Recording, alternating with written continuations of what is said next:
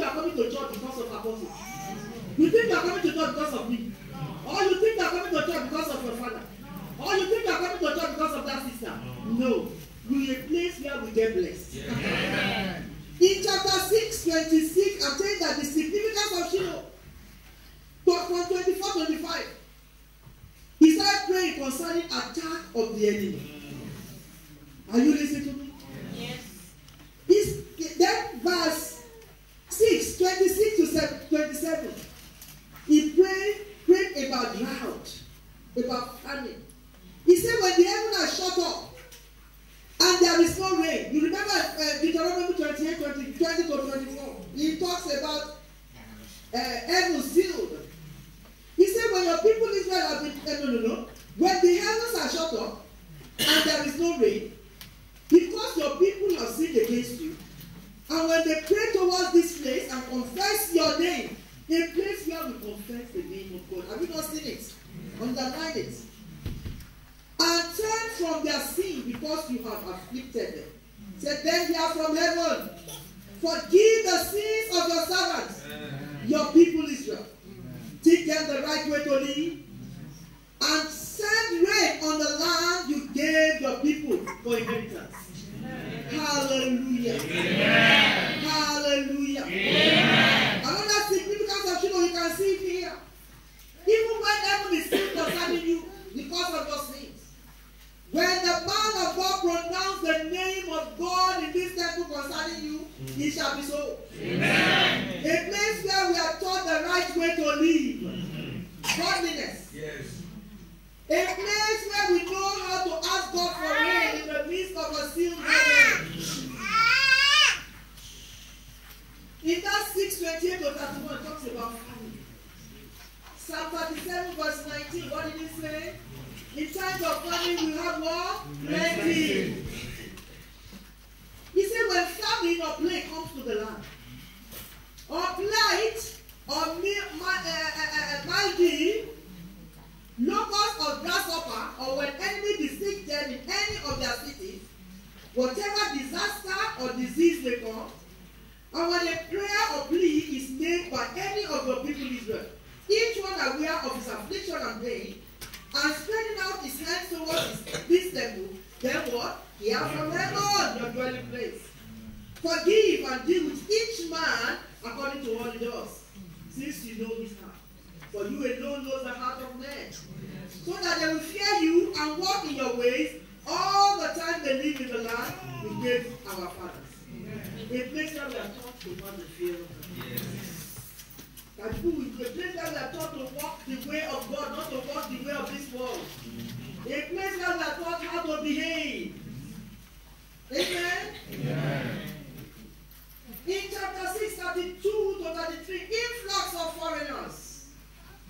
Look at that. As for the foreigner who does not belong to your people Israel, but has come from a distant land because of your great name, and your mighty hands and your outstretched hand, when he comes and prays towards this temple, then hear from heaven, your dwelling place, and do whatever the foreigner asks of you. Yes. Amen.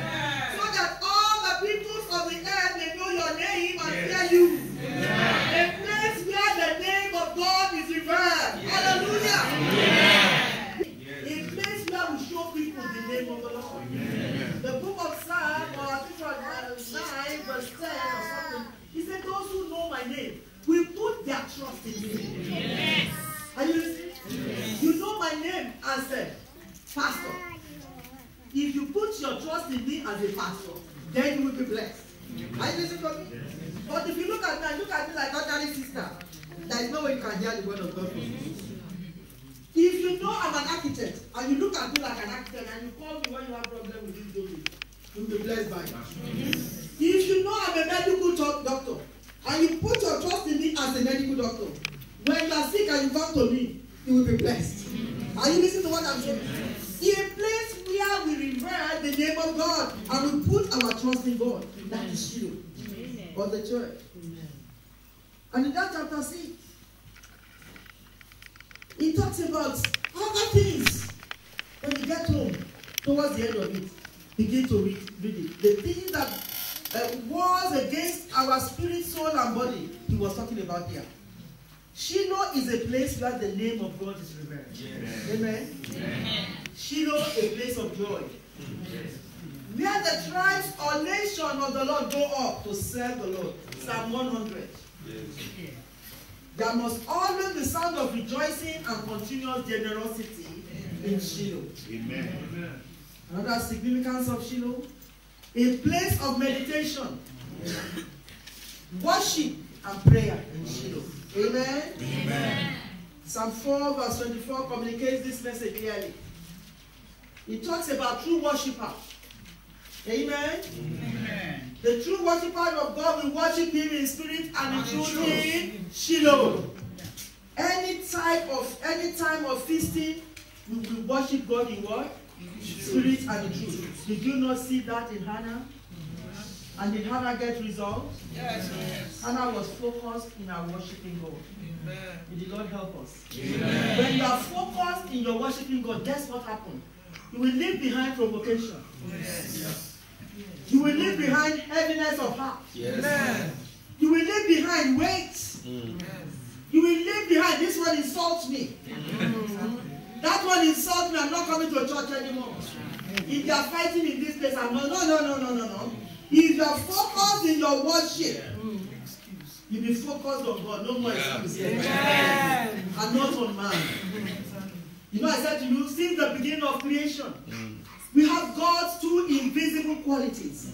His divine power and His divine nature. Being understood. It's only when you don't understand it that you will be without excuse. Amen. Amen. You see the life of Hannah there. Though her life was deferred, her hope was deferred, but she was looking up to that longing that be fulfilled in Shiloh.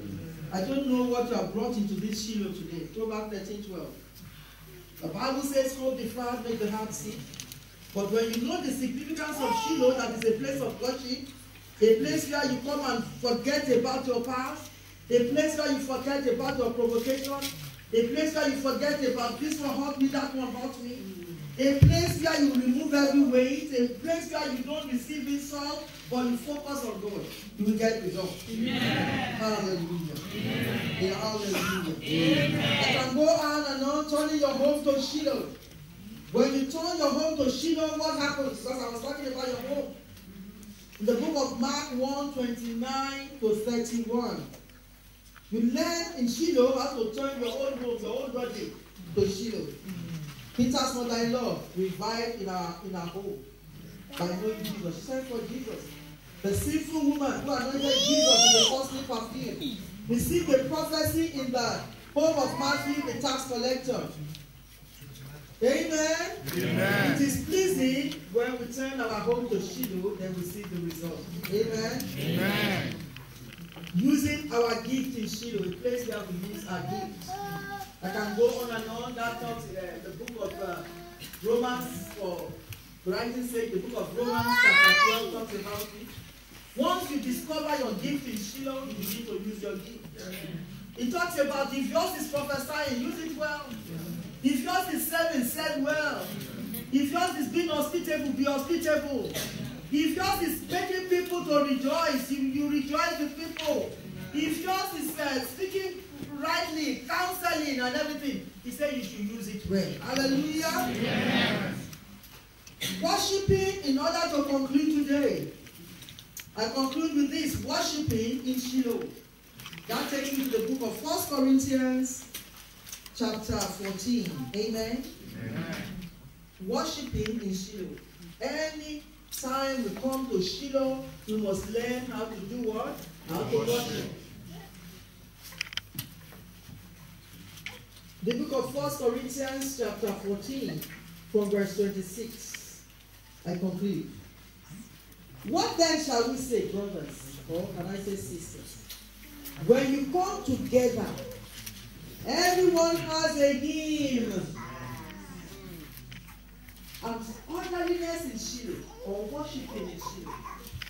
When you come together, you don't only come without preparing on Saturday. And you come because you are going to lead worship and then you are just singing, your singing is going left, right and center. God is not happy about it. worshiping in Shiloh will make you to have good preparation.